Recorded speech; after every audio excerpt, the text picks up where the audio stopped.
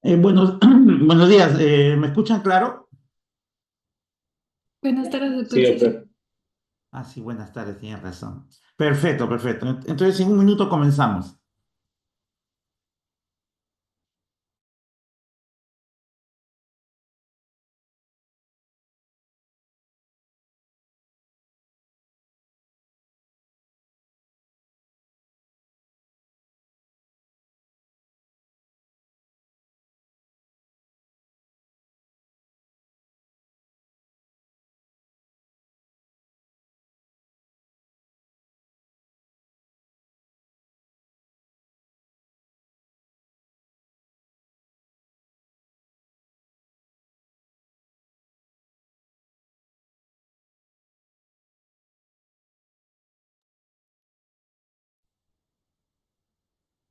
Buenas tardes, futuros colegas. El día de hoy me toca dar una clase un poquito larga y un poquito tediosa en cuanto a las formas de presentación de estas entidades que son comunes, solo que no lo contamos en el diagnóstico diferencial, el cual debería ser incluida, ¿no? Pero ya que no son clásicos respiratorios como por ejemplo el asma, la fibrosis pulmonar, EPIC, ¿no?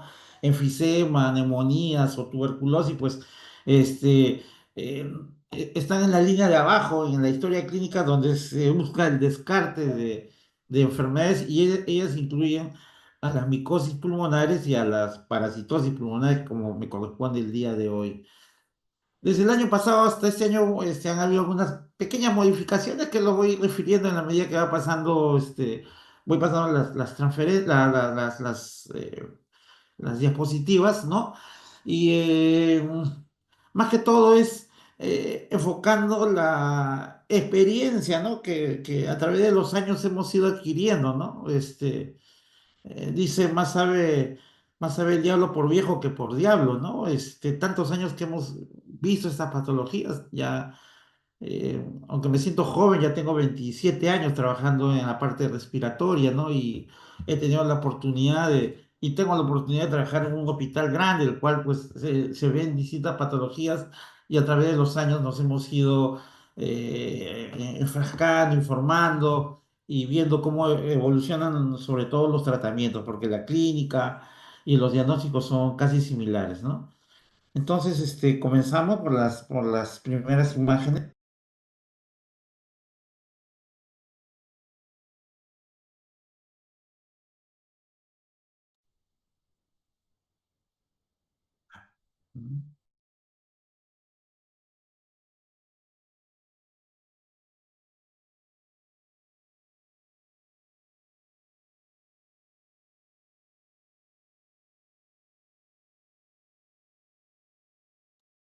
A ver, si me da un poco, se me ha paralizado las imágenes. Ahorita voy a revisarlo, un momentito.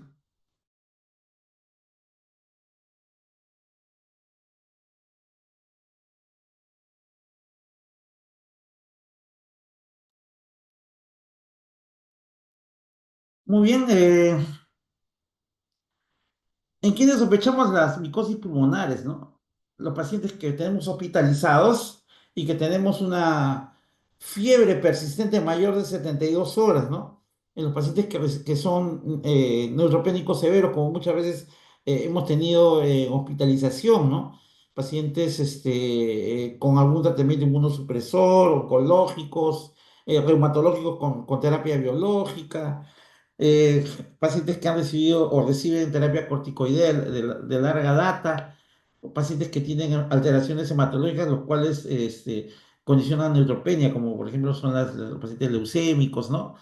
Y en ellos, pues, una fiebre persistente de más de 72 horas, debemos sospechar esta entidad. Los pacientes que han recibido tratamientos antibióticos amplios, ¿no? Muchas veces combinados, ustedes ven en hospitalización tratamientos con piperacina, tazobactam, linezolid, ¿no? Esas combinaciones, meropenem, linezolid, o el uso de colistina con vancomicina asociados, son terapias amplias y de larga data, ¿no? De entre 14 y 21 días, los cuales, pues, hace de que haya una colonización y una sobreinfección por hongos, ¿no? Alta sospecha de sepsis por hongos, la tercera causa. Cuando vemos pues, varias características como lesiones en la boca o precisas de imágenes algodonosas en la tomografía. ¿Cuáles son los tipos de micosis pulmonar? El Aspergillus fumigatus a la cabeza, ¿no? Sin dejar de considerar las otras entidades como la histoplasmosis, la candidiasis, la paracoccidioides, que tiene sus características especiales, la criptococosis, y menos frecuente el blastomismus y el fusarium y el mucur, que es de temer. El, el blastomismo es una enfermedad bien rara. O sea, le llegamos a ver un tiempo cuando los soldados en Puerto Maldonado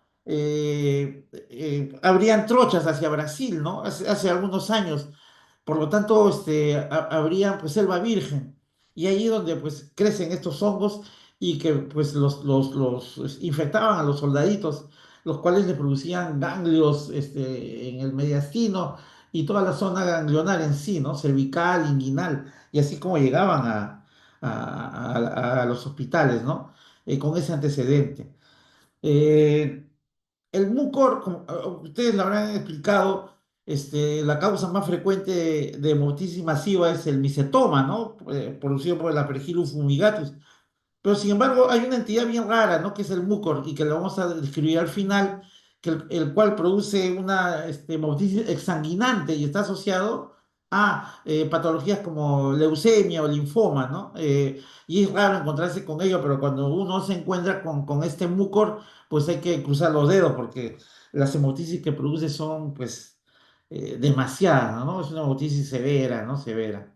Entonces, hay que considerarlo, no es muy frecuente, ¿no? No es muy frecuente, pero si me llega un paciente con hemoptisis masiva, tengo que considerar dentro del diagnóstico diferencial.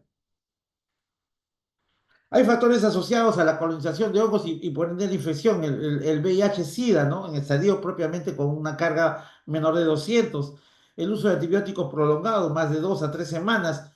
Cuando el paciente tiene un daño previo, sea pues una bronquitis, una cicatriz, secuela de alguna neumonía, infección viral, como hubo el COVID o la tuberculosis propiamente dicha, que produce cicatrices en el pulmón y estos hongos se van depositando en las cicatrices, ¿no? ya que, ya que las bronquitáceas son zonas muertas, ¿no? Donde no hay tejido ciliado, el cual nos permite eliminar el moco y condiciona un caldo de cultivo para que crezcan estos hongos, ¿no? La presencia de las visitas a las cuevas, ¿no? En turismo, como ustedes han hecho en Semana Santa, probablemente se han ido de turismo y se han ido a Huánuco, a Tingo María, a ver las cuevas de las lechuzas, las cuevas de las pavas, que es lo común que hace, pues, al recorrer estas cuevas ingresan a la parte basal y ahí van a encontrar la deyección de las aves y la deyección de los murciélagos. Entonces, estas heces, ¿no? Que son ricas en nitrógeno, hacen un caldo de cultivo para que crezcan hongos, ¿no? Los cuales, como la histoplasmosis, los cuales uno entra, se toma la foto del recuerdo, pero pisa las deposiciones de estos mamíferos y estas murciélagos y aves, y por ende la espora tiende a flotar en el aire más o menos 30 minutos, tiempo suficiente para que el hongo ingrese por el pulmón. Entonces, este es un factor también que hay que considerar en las historias clínicas, los viajes anteriores, ¿no?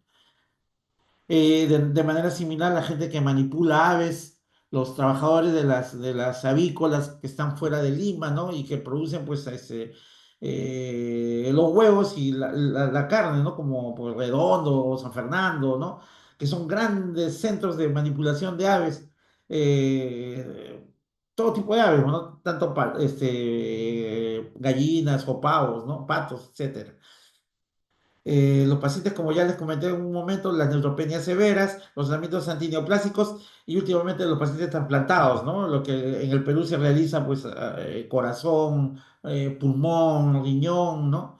Hígado, los cuales, pues, reciben tratamientos con inmunosupresores, generalmente tacrolimus, y que, pues, condiciona la presencia, la colonización y posterior infección de estos hongos. Por el mismo hongo, propiamente dicho, inhalando esporas, ¿no? Lo que le estaba comentando, ¿no? Puede también ser una sepsis por vía hematógena a los pacientes que están hospitalizados en larga data, ¿no? Y que pues reciben tratamientos antibióticos múltiples. Por la respuesta propia inflamatoria en algunas entidades como las micosis pulmonares seculares en la paracoccidioides, que pues produce una retracción, ¿no? Puede producir un fibrotórax o una pericardiosis constrictiva. Los antígenos de hipersensibilidad, como vamos a ver en un momento, la aspergilosis broncopulmonar alérgica, ¿no? Que es la micosis que se asemeja mucho al asma, ¿no? Y que está también dentro del diagnóstico diferencial. Muy bien, estas son las generalidades en cuanto a las infecciones por hongos, ¿no?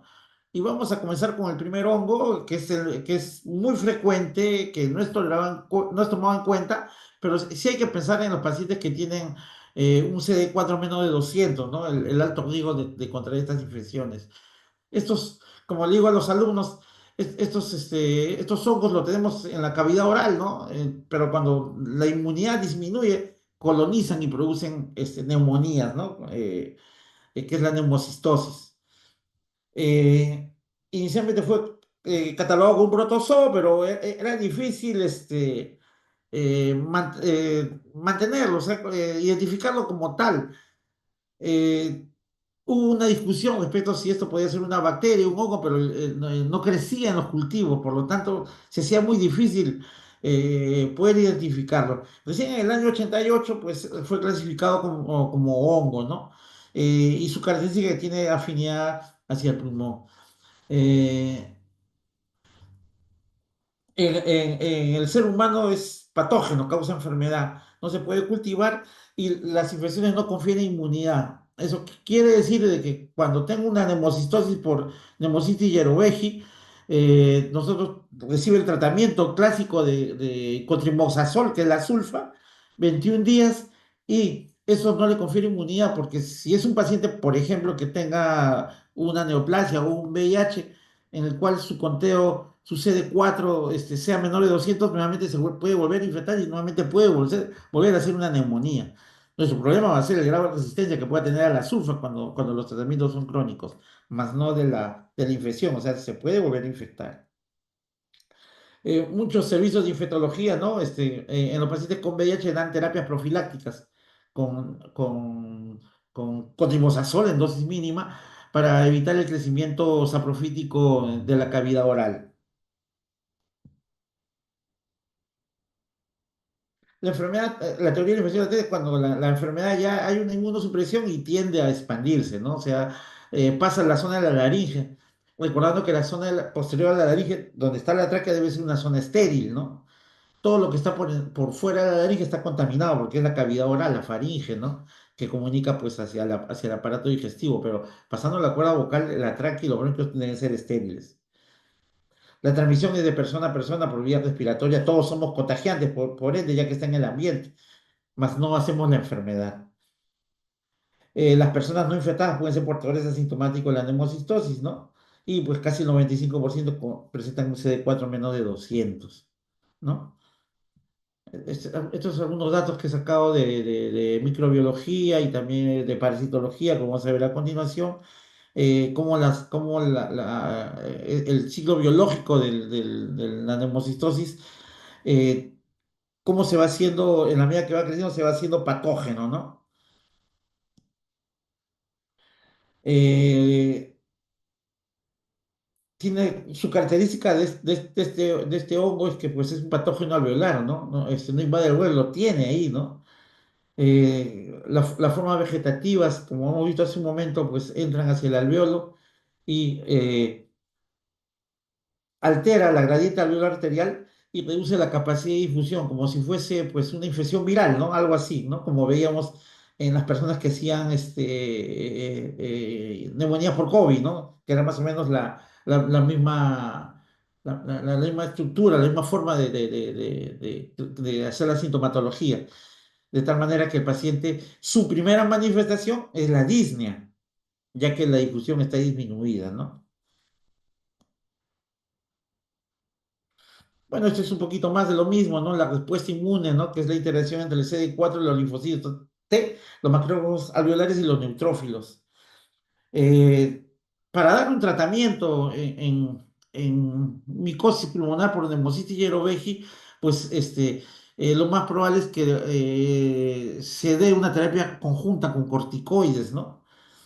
Porque el factor de necrosis tumoral produce mayor inflamación y si tenemos un paciente con disnea y con alteraciones en la difusión del pulmón y encima le vamos a dar un tratamiento que va a liberar el factor de necrosis tumoral que va a producir mayor inflamación y por ende mayor disnea, el paciente pues, puede ir inclusive a soporte de cánula de alto flujo o ventilación mecánica. Por eso es que la indicación muchas veces, de acuerdo a unos parámetros que vamos a ver a continuación, pues se le debería dar corticoides asociado al tratamiento.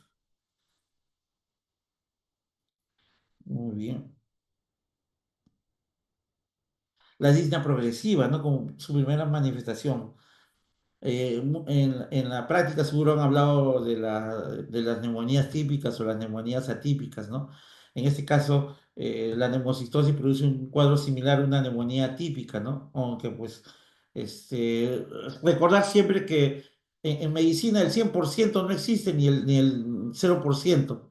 O sea, no existe el nunca y siempre, existe el casi siempre y el casi nunca, ¿no? Por eso es que estudiamos medicina y no somos reemplazados por robots. Entonces, lo más común es que encontremos una disnea progresiva, ¿no? Seca, tos seca, fiebre de 38, no llega más de 38,5, incremento de la frecuencia respiratoria, por ende, si hay consumo de oxígeno, el corazón va a responder con taquicardia, ¿no? Y muchas veces nosotros ocultamos y no encontramos lesiones pulmonares, o sea, la ocultación puede ser normal. Cuando ya se complica y también es una forma de la presentación de la neumocitosis, puede haber una neumotora, pero ya la característica es clásica, ¿no? Ya viene el dolor y la disnea, ¿no? Menos frecuente y se da en estadios avanzados. Puede haber cuadros que comprometan los órganos de la res, ¿no? Son los pacientes que no toman profilaxis para neumocistosis o cuando ya está en el estadio SIDA, ¿no? De la enfermedad.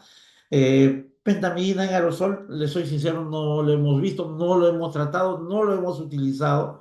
Nosotros siempre trabajamos con sulfametronidazol y metroprim, que es el medicamento de elección para estas neumonías por hongos. Hay dos grupos que hay que considerar, y esto pues muchas veces viene en las preguntas del examen, ¿no? Porque lo vamos a ver en la práctica y vamos a ver sus características. Es diferente tener una neumocitosis por VIH, que es lo más común, que una neumocitosis sin VIH, que son los pacientes oncológicos, inmunosuprimidos o que usan terapia inmunosupresora, ¿no? Ahí hay que tener dos cosas muy importantes. El número de microorganismos o sea, es aumentado en el VIH. Por lo tanto, cuando un paciente con VIH se le hace una broncofiloscopía con lavado bronquiolo alveolar, vamos a encontrar, o sea, nosotros pedimos un estudio, un rastreo de las tinciones para ver la neumocistosis y nos sale positivo. A diferencia de los pacientes que no son VIH, en los cuales pues el número de microorganismos es disminuido y por tanto cuando le hacemos el VAL, el lavado bronquial alveolar, nos puede salir negativo, ¿no? Hay una mayor reacción en cuanto a la presencia de neumocistosis en pacientes no VIH con respecto a los VIH. Por ende, el cuadro es más severo en los no VIH y la supervivencia posterior a una neumocitosis es baja en cuanto a los pacientes no VIH, ¿no?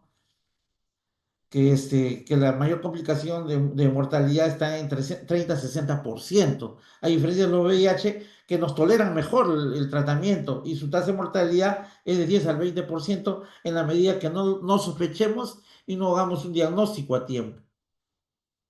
Porque nos ha pasado muchas veces los pacientes, y lo tengo que comentar así, ¿no? Muchos ¿no? pacientes homosexuales, ¿no? Niegan su homosexualidad, ¿no? Y a pesar de que tenemos en ese momento el cuadro característico de una neumonía con tos seca, disnea, febrícula, y sospechamos esa entidad, hay que darle tratamiento inmediato. Y pues si no tenemos la confirmación, pues nosotros nos desviamos y damos tratamiento de acuerdo al manual de neumología, ¿no? O sea, nosotros debemos dar el tratamiento una vez diagnosticado que hay una condensación y pues damos, de acuerdo a la calificación, el tratamiento adecuado. Pero no está en la calificación de neumonía, no está el cotrimoxazol, sulfametosazol, trimestoprim, ¿no? No está en el grupo, sino son en neumonías especiales. Por lo tanto, perdemos tiempo, ¿no? Y aquí es cuestión de ganar tiempo para poder dar un tratamiento oportuno bajo la sospecha de esta entidad, ¿no? Y eso nos ha pasado, ¿no? Muchas veces, ¿no?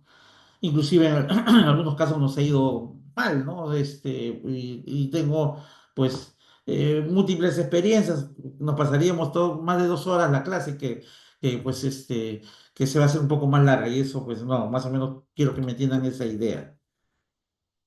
La característica de la neumonía por VIH por neumocistosis es que el paciente progresa su disnea, ¿no? Va incrementándose paulatinamente. A diferencia del paciente que está hospitalizado, por ejemplo, con una leucemia y que en un momento u otro ¡pum!, comienza a agitarse, ¿no? Y a veces el médico tratante, que son los hematólogos, piensan que es una tromboembolia, ¿no? Y no es así. Pues encontramos la neumocistosis en estas entidades y damos el tratamiento oportuno antes que siga transcurriendo los días y no demos el tratamiento que realmente requiere, ¿no? La clásica imagen es de los infiltrados bilaterales periliares intersticiales difusos, ¿no? Que tienden a ser en la radiografía a partir del hilio hacia las bases, ¿no? Son bilaterales, son simétricos. Formas bien raras de presentación. Realmente la neumocitosis tiene 8 formas radiológicas de presentación. Son la presencia de nódulos solitarios o nódulos múltiples que a veces aparentan granulomas o pueden ser neoplasias, ¿no? Pero no son tan agudas, o sea, la disnea es muy aguda. Neumatoceles o neumotoras, también como una infección por estafilococo que puede producir neumatoceles, ¿no? O un neumotoras por una perforación, bulas o algo que haya presentado previamente. Pero pues se presenta como neumotoras y la disnea es un poco más abrupta, pero sí va con dolor, ¿no? Bien raro, bien raro. Poquísimos casos la presencia de derrame pleural, pero la presencia de ganglios sí hay, sobre todo en el sistema res y el res que incluye pues el mediastino, ¿no? Pero derrames como derrames plurales muy poco hemos encontrado. De todas maneras está descrito dentro de las imágenes que se pueden esperar. Lo común es el patrón intersticial difuso, ¿no? Como vemos en la tomografía. Así encontramos el paciente con hemocistosis, ¿no? Y rara vez, pues, la presencia de neumatoceles, ¿no? Que también está descrito y que también lo hemos visto. Esos neumatoceles se rompen y producen un neumotórax y ahí es donde, pues, el paciente llega a la emergencia. Una herida que progresa y se precipita, ¿no? Aquí también hay otras formas de presentación, ¿no? Como son neumotoras que, pues, bordean todo que es la imagen negrita que está periférica al pulmón, ¿no? Que es la que precipita la línea en estos pacientes, ¿no? Con el infiltrado vivasal homogéneo, ¿no? Que parece un edema agudo de pulmón. Pero son jóvenes, ¿no? O sea, pues esa es la diferencia. Son pacientes jóvenes. Es raro encontrar ya un paciente adulto con estas características, pero los hay, no digo que no los haya, ¿no? Hemos encontrado en distintos tipos de edades, en distintos tipos de profesiones, hemos encontrado colegas, hasta sacerdotes hemos encontrado. Entonces, esto no distingue, pues, condición social ni ocupación. El paciente va a tener una hipoxemia, ¿no? Nosotros aplicamos nuestra gradiente de acuerdo a la ley de Hasselbalch, ¿no? O sea, sacamos una muestra de AGA y pues vemos el PCO2 y el P2 y hacemos nuestra gradiente. Si está muy alta y con un paciente que está realmente agitado, que está eliminando CO2, produciendo una alcalosis respiratoria, hay que considerarlo, ¿no? El LDH es un marcador que refleja el grado de la injuria, ¿no? No es específico de la neumocitosis, pero sí nos sirve para ver la factibilidad de dar corticoides o no.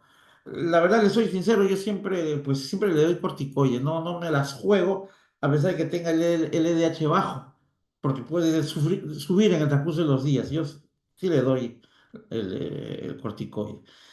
La capacidad de infusión es anormal. Esto es una descripción ya de la enfermedad propiamente dicha, ¿no? No le voy a hacer un test de infusión a un paciente que está con franca insuficiencia, pero sí se le puede hacer posteriormente.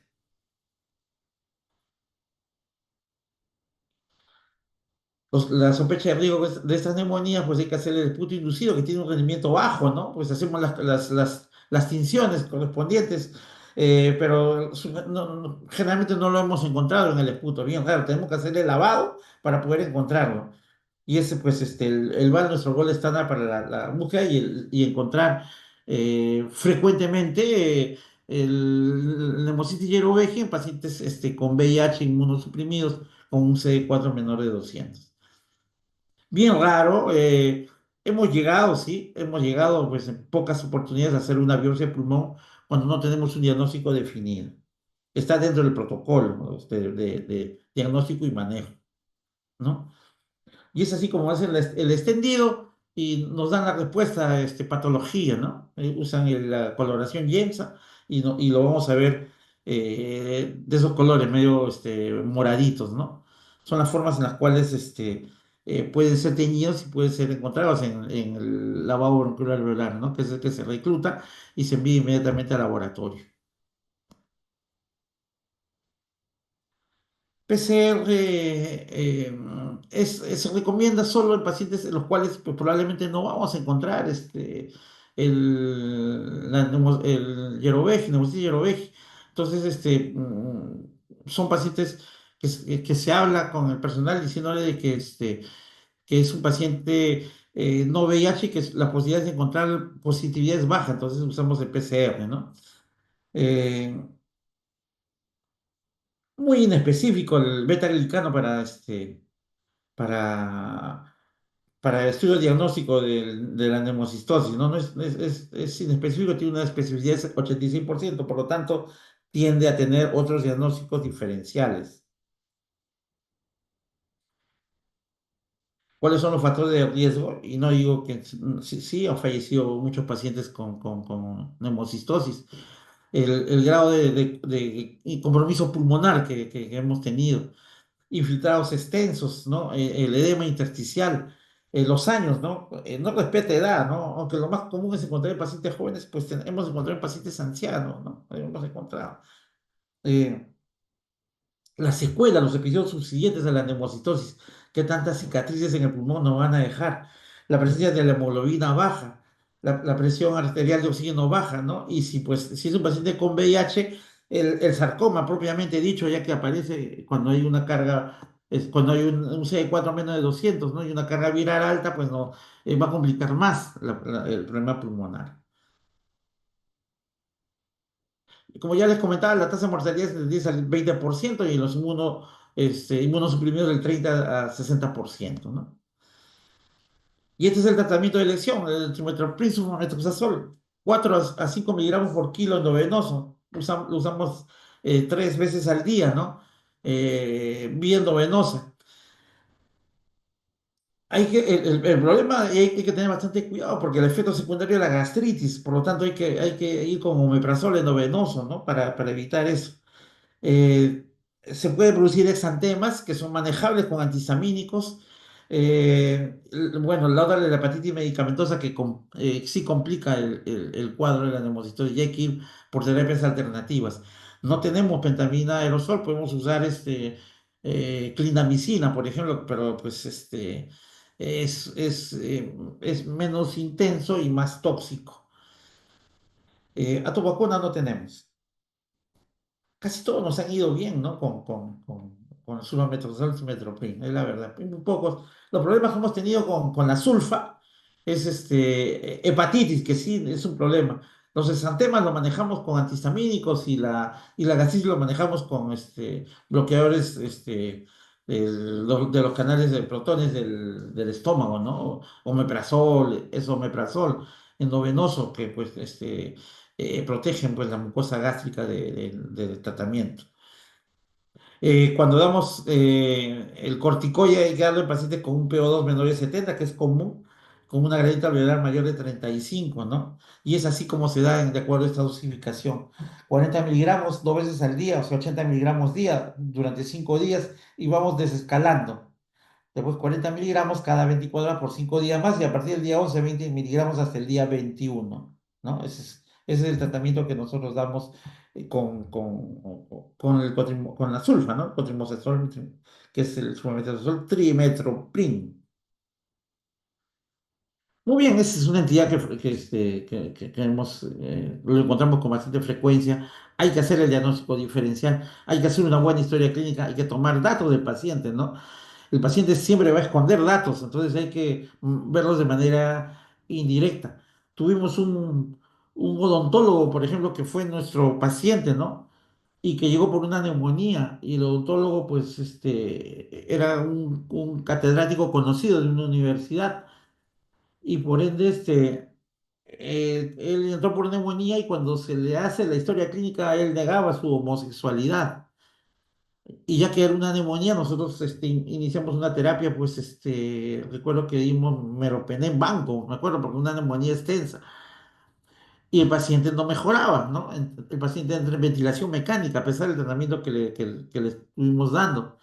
Entonces, cuando el médico presidente pide información, ampliar la historia, eh, pidió todos los medicamentos que el doctor tomaba, ¿no? En casa y nos trajo los retrovirales, ¿no? O sea, dentro del paquete estaban los retrovirales. Por ende, pues el paciente era un paciente con VIH que estaba recibiendo los retrovirales y probablemente por vergüenza, ¿no? No lo quiso referir porque, como ustedes saben, a veces la historia, a pesar de ser un documento médico legal y personal, pues nunca falta curiosos que quieran ver, ¿no? Sobre todo nosotros como médicos queremos ver lo que tiene el conocido colega, ¿no? En este caso era un odontólogo muy querido por la Facultad de Medicina, ¿no? Y por ende, pues tenía muchos amigos médicos. Entonces eso hizo que el colega, que el odontólogo, pues no diera la data, ¿no? De lo que recibía y falleció finalmente, ¿no? Se le dio el tratamiento con sulfas endovenoso, pero era demasiado tarde, la lesión ya estaba muy avanzada y el paciente entró en distrés respiratorio, ¿no? Y falleció. Esa es la importancia de no tener de la información que se debe tener en la historia clínica. ¿Nos pasó? Nos pasó, ¿no? Nos pasó. Muy bien, otra entidad micótica que es frecuente y que la tenemos pues en todo Lima, es como Polita, ¿no? Ya que nosotros somos una ciudad muy húmeda, una ciudad muy húmeda. Felizmente los argentinos, aparte del fútbol, también nos ganan en humedad, ¿no? La incidencia en asma es mayor en Buenos Aires, ya que es una ciudad que está metida en el mar. A diferencia de nosotros que nos cae pues a través de los distritos costeros nos cae la humedad, ¿no? A Lima, por ende nos ponen en segundo lugar por detrás de Argentina, ¿no? Y en estas casas húmedas, pues se mete el hongo, ¿no? En este caso, pues tenemos la aspergilosis pulmonar. Y es una entidad que ha sido descrita durante muchos años, ¿no? Eh, y su característica es la forma, ¿no? Que tiene de bastón con una cabeza en punta, que parece cuando ustedes van a misa los domingos y se confiesan sus pecados, el sacerdote pasa y les echa el agua bendita que tiene con un bastón. Ese bastón que usan los curas le llaman, se llama aspergillum, ¿no? De ahí viene el nombre de aspergillum para este hongo, ¿no? Que es similar al bastón que tienen los sacerdotes. Muy bien. Si van a misa los domingos, lo van a ver y van a decir, ah, esto es. Es un hongo filamentoso y alino de distribución universal, ¿no? Y ocasionalmente aparece en forma de brotes hospitalarios en obras de remodelación, lo que les comento, ¿no? La humedad es el problema. La más frecuente es la Aspergillus fumigatus, casi el 95%, aunque hay que considerar las otras formas de presentación que también las encontramos, pero son como rarezas, ¿no? Hemos encontrado Flavius niger, Terrus y Letus no he encontrado, pero está descrito y pues lo agregamos como tal. Pueden presentarse, a pesar de que los pacientes están inmunocomprometidos, formas invasivas de enfermedad. Hay presentes de formas saprofitas y formas alérgicas, como vamos a ver a continuación. ¿Cuáles son sus clasificaciones, ¿no? ¿Qué producen? La pergilosis crónica puede producir cavitaciones que semejan a la tuberculosis y a veces nosotros damos tratamiento para la tuberculosis, sin embargo, pues el paciente no mejora. Comenzamos a pensar que está haciendo resistencia, pero no mejora, sino que es un hongo, ¿no? Entonces hay que considerarlo porque cavita y produce edema pericavitario. Por ende, pues sí, obviamente que si tengo un BK positivo me olvido de eso, pero si tengo un BK negativo y está la cavidad, hay que pensar en esa posibilidad. Forma de presentación fibrosante cuando ya ha sido tratado y el pulmón se comienza a retraer, ¿no? Ese es un problema también de la pergilosis. Las necrotizantes son los inmunosuprimidos, pacientes que hacen la aspergilosis crónica cavitaria invasiva, ¿no? Son peligrosísimos.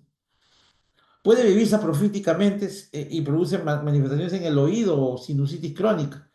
Muchas veces eh, entran los otorrinos a operar sinusitis y encuentran esas pergilus que es de color, parece excremento, es de color marrón. Y pues curetean los cornetes pues y sacan ese hongo, ¿no? Y es un aspergillus. Y en el pulmón crecen en las cicatrices previas, ¿no? En las bronquiectasias crecen y se van acumulando como pelotitas, produciendo el aspergiloma, que es la causa principal de motitis masiva en el Perú. Así como produce esta forma, también produce una forma alérgica, ¿no? Que es la que semeja al asma bronquial, que es la pergilosis broncopulmonar alérgica. Que la diferencia, hay que buscarle las bronquitasias centrales, ¿no? Si nosotros ubicamos las bronquitasias centrales en un paciente asmático, entonces pensamos en la posibilidad de la pergilosis broncopulmonar alérgica. Y vamos a ver el hemograma, que vamos a encontrar eosinófilos elevados, ¿no? Esa es su característica. Produce reacción de hipersensibilidad, es considerado como un paciente asmático mal controlado. Nosotros usamos la cadena del GINA, ¿no? De 2025 para el manejo de asma y utilizamos pues inhaladores y a pesar de hacerle caso a la cadena del GINA y vemos que el paciente persiste con el broncoespasmo, hay que pensar en esta posibilidad, ¿no? Se le maneja como un asma, entre comillas, mal controlado. La tos es productiva y se pega a la mucosa bronquial, ¿no? De tal manera que dibuja muchas veces por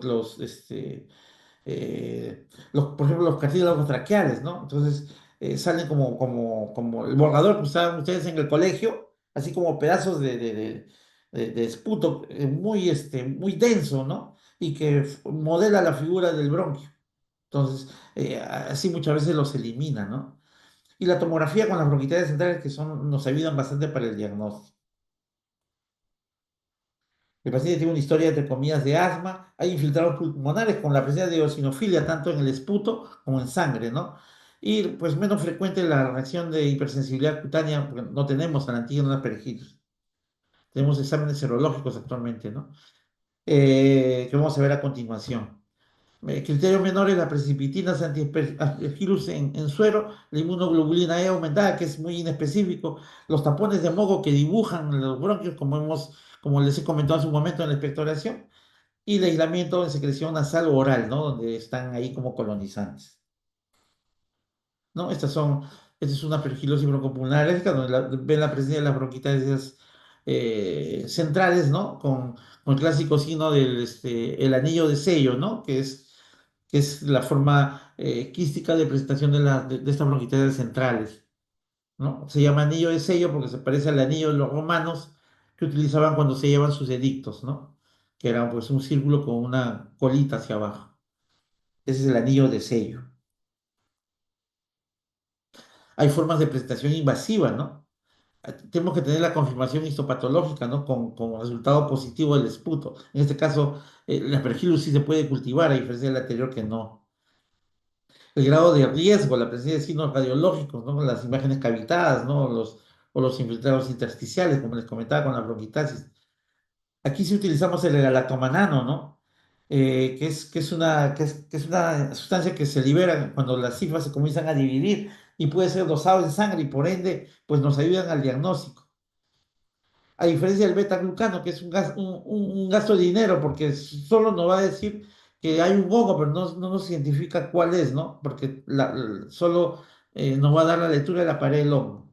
Y entonces tenemos que entrar en el diagnóstico universal de todos los hongos que nosotros conocemos, ¿no?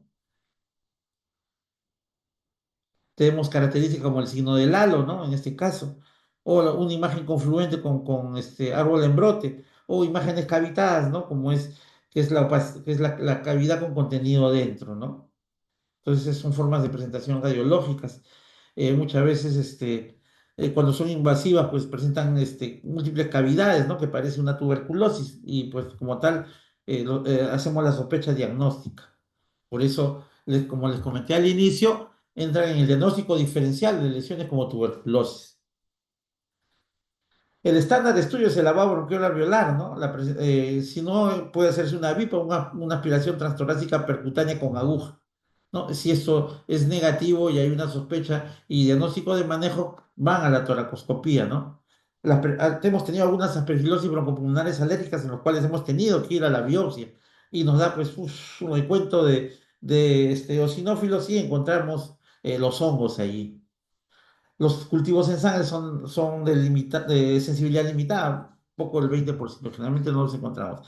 Pero cuando hacemos la biopsia por toracoscopía, vemos esta imagen a continuación, los conidios y la presencia de los eosinófilos alrededor, ¿no? Y es así como hacemos el diagnóstico. Sí hemos tenido perfilosis broncopulmonar alérgica. Muchas veces los encontramos ahí en el consultorio pidiendo citas adicionales porque son cuadros que entre comillas son asmas que a pesar de usar sus corticoides, pues no, los corticoides inhalados y orales no mejoran el tratamiento. Hablamos de asmáticos severos el nivel 4, ¿no? Según Gina, en la pirámide del tratamiento. Tiene un 96% de especificidad el galactomanano, por eso sí lo usamos, ¿no? Hay que saber utilizarlo. Y en el determinado momento cuando sospechamos de esta entidad. Hay reacciones a los inhibidores de la beta-lactamasa, como el tazobactam y el clavulanato, ¿no? La presencia de blastomicosis y histoplasmosis disminuye su especificidad, llega hasta el 60%. Poco específico el 1-beta-glicano, como les comentaba. Los tratamientos para las formas invasivas pues, es el voriconazol, ¿no? Y si el paciente está muy severo, pues, usamos el anfotericin B, pero el anfotericin es el riesgo del anfotericin que produce daño renal, entonces hay que usarlo con bastante cuidado. Nosotros hemos tenido hace poco un paciente con criptococosis, ¿no? No VIH, el cual pues, le llegamos a dar anfotericin, pero hizo un AQI. Por ende, pues tuvimos que cambiar el tratamiento alternativo, pues darle voriconazol, ¿no? 100 miligramos por kilo de peso, pues viendo venoso cada 12 horas, ¿no? Pero claro, lo ideal es darle la fotericin, pero el rango de tratamiento es casi tóxico, ¿no? O sea, pues, y ese es el problema. Es un buen antifúngico, pero es el efecto inmediato que nosotros vemos en estos pacientes. La creatina comienza a subir, ¿no? Y en eso, pues hay que detenernos y cambiar el tratamiento antimicótico. Si lo tolera bien, perfecto, pero si no, hay que cambiarlo. En cuanto a la aspergiloma, que es una forma de presentación micótica, el tratamiento es, pues, quirúrgico, ¿no? La segunda, el segundo manejo es quirúrgico y el tercer es quirúrgico también. O sea, el manejo es cirugía. Si el problema es que el paciente tiene una reserva funcional menos del 50%, o si tiene la presencia de compromisos múltiples por diseminación del hongo, ¿no? El cual pues se encuentra en varios segmentos pulmonares, tanto ipsi como contralateral, pues no hay posibilidad de la cirugía, entonces tiene que ir al tratamiento médico, que es con el itraconazol o el voriconazol, ¿no? Pero pues lo ideal es hacer una cirugía, ya que la aspergiloma es una entidad pues que tiende a aumentar de tamaño, uno, y dos, a que las cabezas de los conidios pues tienen una punta que rasgan el tejido pulmonar y por ende produce sangrado. Y encima, su característica de estos hongos son neovasculares, o sea, produce y atrae la formación de nuevos vasos sanguíneos cercanos a la zona de la lesión, y eso incrementa el sangrado. Para la perfilosis pulmonar cavitaria crónica, el itraconazol y voriconazol, y la perfilosis broncopulmonar alérgica, el itraconazol, que muchas veces va asociado o no al corticoide, ¿no? Hay que hacer un seguimiento por 6 a 12 semanas, ¿no? Y se puede hacer un tratamiento prolongado con voriconazol oral. Las tomografías de control, generalmente, pues nosotros en el hospital hacemos un control a los 6 meses, ¿no? Para ver cómo evoluciona la enfermedad. Obviamente que si el paciente vemos que no hay una mejoría, pues hay que hacerle al tercer mes. Otro punto importante que es la negativización del galactomanano no es suficiente como un criterio único para suspender el tratamiento, ya que el galactomanano, pues, nada más nos dice la separación de las cifras, ¿no? Pero pues pueden mantenerse los hongos ahí, ¿no? Una cosa importante, la reversión de la inmunosupresión es necesaria para mejorar la mortalidad. O sea, si controlamos la causa inmunosupresora que ha condicionado esto, pues nosotros puede tener un mejor pronóstico. Muy bien. Otras formas de presentación de hongos, ¿no? Vienen siendo descritas cuando desde el incremento de frecuencia, desde que hicieron el bendito canal de Panamá, ¿no? Panamá es una zona tropical y por ende, pues, siempre que entramos en una zona tropical y abrimos trechas y abrimos caminos, pues el hongo esté allí y pues infecta al hombre, ¿no? Y fue como sucedió en los primeros años del siglo pasado, en los cuales pues se construyó el canal de Panamá y muchos de los trabajadores que se encargaban de las excavaciones murieron de esta enfermedad, que le llaman la enfermedad de Darling, ¿no? Que es la histoplasmosis pulmonar. Que la vemos en el hospital, sí la vemos también. Realmente está en las zonas tropicales, pero es una infección cosmopolita. Tanto en el Perú como en Argentina, Brasil, Estados Unidos, México, pues lo vamos a encontrar con regular frecuencia. Es un ascomiceto, ¿no? Y la forma de levadura, pues la forma más patógena. ¿Cómo se infecta uno? Pues la presencia de los suelos contaminados por las deposiciones de las aves silvestres, murciélagos en las cuevas, u otros materiales orgánicos que tengan heces, ¿no? Que las heces son ricas en nitrógeno y por ende, pues ahí es donde se depositan las, la- las levaduras, ¿no? Los micelios inicialmente, como van a crecer, y después la forma levaduriforme. La primera infección es asintomática en el huésped normal. Soy una persona que llega, pues, me voy a Tingo María, me voy a la Cueva de las Lechuzas, me tomo unas fotos, regreso a mi casa, regreso a Lima, y a la semana comienzo a tener fiebre, vespertina, malestar general, tos productiva, y pues me asusto, ¿no? Pucha, que tengo la sintomatología de la tuberculosis, pero de un momento a otro desaparece. Así como vino, desapareció y me siento mejor, ya no tengo tos, ya no me agito y hago mi vida normal. Así actúa la primera infección de este hongo. La enfermedad diseminada ocurre en la infancia cuando el paciente pues, está recién desarrollando su inmunidad o el paciente que tiene inmunosupresión severa.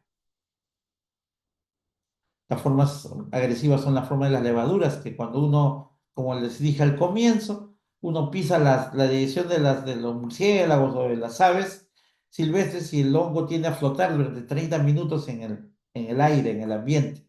Y después de los 30 minutos, por la densidad de la pared del hongo, que tiene mayor densidad que el aire, pues flota, ¿no? Y por ende uno llega, pone su naricita, la aspira y pues se aspiran las levaduras. Entonces, ese es su mecanismo de transmisión, ¿no? Esa es pues la imagen que ya hemos hablado, cómo el hombre lo aspira. Hay formas agudas que va a depender de la cantidad de hongo aspirado, ¿no? Puede producir un cuadro gripal o puede llevar a una franca insuficiencia respiratoria. La radiografía de tórax nos va a decir que hay una neumonitis, que es un compromiso del intersticio del pulmón. Y las formas crónicas son los pacientes sintomáticos respiratorios, pero ya son de larga data. En la radiografía vamos a encontrar cavitaciones y tejido fibrótico en los lóbulos superiores, en los ápices. La forma diseminada progresiva, pues son en los pacientes que tienen inmunosupresión y que pues lleva una falla multiorgánica sistémica, ¿no? Menos frecuente, hemos encontrado la milia, más encontramos el distrés respiratorio en estos pacientes. A veces se confunden, ¿no? Porque dicen miliar, pero realmente es un distrés respiratorio, ¿no? No es la milia que nosotros conocemos de la tuberculosis y del carcinoma broncopulmonar, no, perdón, del carcinoma bronquiolo alveolar, ¿no? Que son las formas que sí producen, pues, cuadros típicos miliares.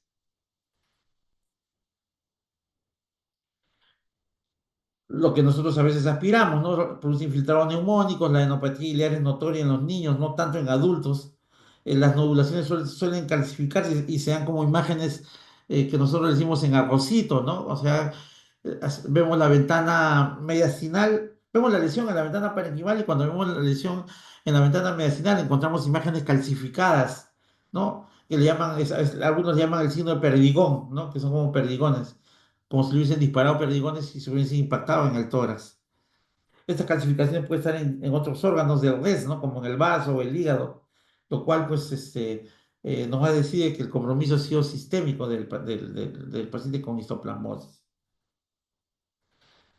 La histoplasmosis diseminada progresiva, cosa que es bien rara, en el 50% de casos, pues producen un patrón miliar. No lo hemos visto nosotros, pero está descrito.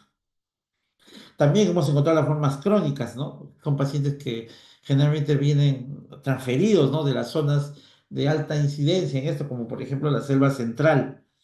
Eh, las lesiones neumónicas se necrosan, ¿no? Producen lesiones con destrucción pulmonar, en el cual el tejido se infarta y comienza a presentar bronquiectasias y se hace una zona de caldo de cultivo para infecciones posteriores. Predominan en las zonas apicales y hace que se retraigan, ¿no? O sea, disminuye su expansión del pulmón, o sea, lo vuelve más pequeño y por ende produce una disnea crónica. Son infiltrados, pues, ¿no? Que aparentemente semejan, ¿no? Al proceso, ¿no? Son igual, ¿no? Son procesos de tipo intersticial, como en unas zonas de condensación, ¿no? En este caso basal izquierdo. Los infiltrados focales pulmonares no son frecuentes. Lo más común es como el neumocitis jeroveji, patrón de tipo intersticial o retículo nodular. Poco frecuente la presencia de ganglios mediastinales porque produce retracción de la cúpula del corazón, ¿no? Toda la zona que rodea el mediastino medio se engrosa y pues produce una compresión mediastinal. El cultivo de sangre positivo el 70%, el mielocultivo, que es de la médula, el 84%, ¿sí? Puede ser aislado en secreciones respiratorias, nódulos linfáticos, lesiones localizadas y líquidos cefalorraquídeos. Nosotros lo hemos encontrado en los nódulos linfáticos y en las aspiradas secreciones. El problema es que cuando ya lo tenemos hay que darle tratamiento, ¿no? No vamos a esperar a que crezca el hongo porque pues pasa un mes y si el paciente no recibe tratamiento, pues realmente es una complicación para el paciente. Los diagnósticos diferenciales pues son la propia de la neumonía, de la aspergilosis que hemos visto anteriormente, la blastomicosis por el compromiso mediastinal, los tumores carcinoides, los linfomas, la colitis ulcerativa, los neumocitosis que hemos visto hace un momento, los sarcoidosis también por compromiso central, el micoplasma y clamidia por las imágenes intersticiales, la tuberculosis por las cavitaciones y pues muchas veces también se confunde como una neoplasia, sobre todo como un carcinoma epidermoide que tiende a ser hipersecresor y produce descamación, formando una pseudocavidad, ¿no? Nuestro problema es el granuloma mediastinal, ¿no? Los ganglios en el mediastino se fusionan, se calcifican y después producen una inflamación, ¿no? Y retracción. O pueden producir conductos como las fístulas, que son, pues, de manejo muy, con terapia antibiótica y muchas veces ir a la cirugía. La fibrosis mediastinal es una respuesta inflamatoria realmente, pues lo que causa es problemas en el corazón, ¿no? No le permite latir. Poco frecuente como el 30% con derrame pleural bilateral y pericarditis. De preferencia nosotros en este caso igual usamos la anfotericin B, ¿no? Y evaluamos si es que no le produce un AQI, ¿no? Una insuficiencia respiratoria aguda. La terapia endovenosa inicial puede continuarse hasta que el paciente baje la temperatura o que pues la ingesta bioral sea la más adecuada, ¿no? Entonces se le suspende inmediatamente, pero sí la tenemos, ¿eh? Podemos llegar a darle pues 200 miligramos de itraconazol, ¿no? Tenemos presentaciones de 100 y de 400, 2 veces al día. Si una pastilla de 100, cada 12 o de 400 la parte de la mitad. La duración es durante un año y o sea, el cese del tratamiento se da cuando el paciente está estable sin una exacerbación en los 6 últimos meses o si tiene un CD4 mayor de 150. Si es menor, hay que reiniciar tratamiento. Muy bien. Como es una clase larga, he tratado de dar la experiencia larga, ya hemos cumplido casi la hora. Vamos a tratar de ya de terminar la primera parte, que son todos los cuadros micóticos, y en la segunda parte trataremos de la parte de parasitosis, ¿no? Ok. Hasta ahí todo bien, ¿no? Se me escucha claro, ¿cierto? Sí, ¿Sí? doctor, sí se le escucha. Perfecto. Perfecto. Bueno, este no es un viaje a Disneylandia, este es la persona precisa es la cabeza del ratón Mickey, ¿no? Pero si ustedes recuerdan, pues sus cursos de microbiología van a encontrar una entidad similar, ¿no? Que es la paracoccidioides pulmonar, es la famosa cabeza del ratón Mickey, y es su mecanismo de reproducción, ¿no? De la gemación, por eso es que se ven así estas imágenes. El paracocioides brasileño lo tenemos en el Perú, sobre todo en la zona de la selva central. Y su característica es que va asociada a la tuberculosis, no se olviden. Cuando nosotros encontramos paracocioides, hay que buscarle el BK. El BK y le va a salir positivo. La fuente de suelo húmedo y caliente, zonas tropicales, subtropicales, son de crecimiento lento, demoran años, y sus lesiones pues aparentemente son crónicas que van progresando, ¿no? Uno piensa que el pulmón se va retrayendo por la fibrosis cicatriciales que producen algunas entidades como la neumonía bacteriana, por ejemplo, ¿no? Y de un momento a otro, ¡pum!, se reactiva. Ahora, es más frecuente en hombres, es decir, por la presencia del estradiol, ¿no? El estradiol, pues, inhibe el crecimiento de estos hongos y por ende, pues, es poco frecuente que las mujeres produzcan esta enfermedad.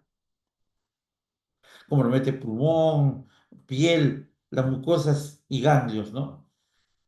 Afecta el sistema retículo endotelial y en el adulto puede producir manifestaciones locales, como vamos a ver en un momento, y diseminación, ¿no?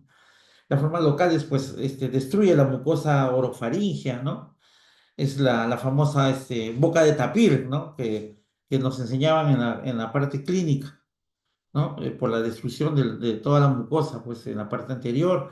Y yo recuerdo, pues, cuando llevaba estos cursos hace unos años, veíamos pacientes, ¿no? Con estas características en los cuales los dientes se le caían solos, ¿no? O sea, el paciente agarraba su diente y se lo sacaba, o sea, era esas características. ¿Por qué? Porque la costumbre en la zona era, pues, agarrar las pajitas, las pajitas de las plantitas y limpiarse la boca, los dientes con las pajitas, y esas pajitas muchas veces estaban con hongos, ¿no? Y por ende afectaba la mucosa. Y como afectaba la mucosa, producía una estomatitis y por ende, pues la destrucción de todo el paladar para dar la forma de la nariz del tapir, ¿no? De forma crónica puede producir úlceras profundas de bordes netos con fondo sucio y granulomatoso. ¿Lo hemos visto? Lo hemos visto. Úlceras mucosas en boca, nariz, intestinos. Obviamente, si hay una lesión en toda la mucosa, la dilución es difícil y la voz le va a cambiar, pues sí te va a presentar disfonía y probablemente una disfonía de larga data. Presencia de compromiso cervical y submaxilar con fístulas, ¿no? Se fistuliza. La tos productiva con secreción purulenta, ¿no? Y tos dolorosa. Cuadros febriles a repetición, muchas veces de curso vespertino, que confunde con la tuberculosis, pero generalmente, como le digo, van asociados.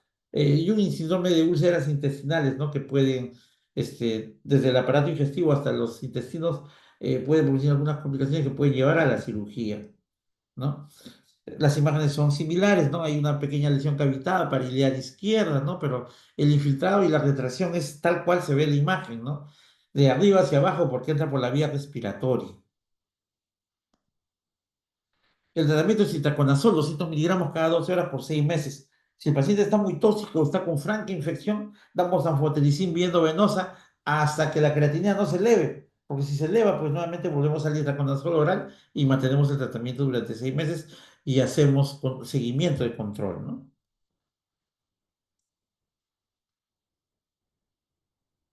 Este es Surco Viejo, pues ahí está su pérgola bien bonita donde la gente va y le da de comer a las palomitas, ¿no? Las palomitas han ido migrando desde el Callao, de ahí han ido a San Miguel, Magdalena, Surco, bueno, en el centro de Lima siempre han estado, y que pues esto ha traído por ende un problemita adicional a la presencia de estas aves, pero no tanto de las aves mismas, sino de sus deyecciones, ¿no? Y que condicionan el crecimiento de unos hongos, ¿no? Que lo tenemos pues a la vuelta de la esquina, como se dice cerca de la facultad Ricardo Palma, ¿no? Que es la presencia de criptococosis, donde hemos visto esas entidades, ¿no? Ahí nomás en Loma María, en el Parque de la Exposición, ahí cerca nomás hemos visto casos en algunas casas donde las personas se dedicaban a dar de comer a las palomas, ¿no? No digo que sea malo, pero pues es un riesgo, ¿no? Sobre todo pues cuando se acumulan gran cantidad de palomas y las deyecciones ya pasan de ser de algo anecdótico a algo ya muy, que trae un cierto malestar. Por eso muchos alcaldes de distritos prohíben dar ingesta de comida a las palomas porque ellos se agrupan, ¿no? Por lo tanto, si tú no le das de comer a las palomitas, ellos se migran a otros distritos y así evitan la incomodidad de los alcaldes. Muy bien, el agente criptococo neoformes, ¿no? Y el factor de riesgo es la disminución de la inmunidad. Lo hemos visto bastante en VIH, por ejemplo. La forma primaria es pulmonar, asintomática, y le gusta el sistema nervioso. Primero te comen el sistema nervioso y después se va al pulmón. Aunque tenemos la subvariedad, que es la que ahorita tenemos un paciente en el piso en mi servicio, una subespecie Gatti, ¿no? Que es tropical, en este caso no es tropical, pero sí de compromiso pulmonar y linfático sin llegar a la inmunosupresión. Porque lo más común es encontrar un criptococo neoformes en inmunosuprimidos, pero la subvariedad Gatti no se presenta así. También es pregunta a veces de examen. Es una enfermedad oportunista causada por estos criptococos no frecuentes en VIH y pacientes trasplantados. Nosotros lo hemos visto bastante en VIH. El suelo está contaminado por las heces de las aves, que son el medio de transmisión por la inhalación. Nosotros lo inhalamos. Puede pasar de un pulmón asintomático y dar manifestaciones neurológicas iniciales. Asemejan a un accidente cerebrovascular, ¿no? Y después cuando le hacemos la tomografía o resonancia, vemos las pelotas de hongo en el cerebro y cuando uno le baja el transductor encontramos las pelotas de hongos en el pulmón. O sea, la predilección primero tiene que ser neurológica y después pulmonar. Das las masas circunscritas, las famosas balas de cañón, ¿no? eh, Pueden encontrarse nódulos solitarios subpulmonares, por esos nódulos van a ir creciendo. Infiltrado neumónico, forma pseudomiliar, no es miliar, pseudomiliar, derrame pleural que no hemos visto y la presencia de linfadenopatías que también se puede presentar. ¿No? Son tumoraciones, así como hemorragias, ¿no? En el cerebro, ¿no? Pero tiene un halo de edema cerebral y por ende, pues, muchas veces se le considera como granulomas, pero pues van con las imágenes pulmonares, ¿no? Los cuales, son masas, ¿no? Dispersas. Y por ende, cuando hay este compromiso, tanto, entre comillas, vamos a hablar de granulomas pulmonares como granulomas cerebrales, pues hay que hacer la correlación. El paciente sí está mal, o sea, sí hay que darle la fotericin B, ¿no? 0,5, yo diría hasta 0,8, hasta 1 miligramo kilo día con la tolerancia de la insuficiencia renal. Si hay una respuesta y el paciente cae la feria y está mejorando, podemos pasar el tratamiento al fluconazol, 400 miligramos día por 8 a 10 semanas, ¿no? Ese es el manejo.